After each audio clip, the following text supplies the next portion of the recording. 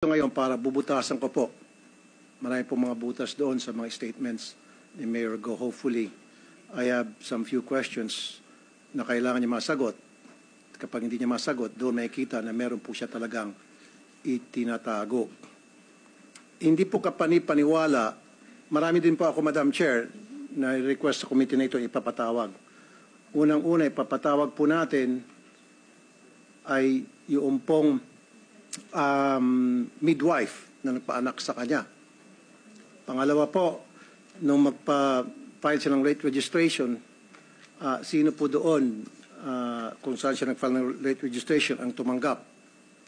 Pangatlo po, Madam Chair, gusto ko pong patawag yung barangay chairman na kung saan nandun yung kanyang farm.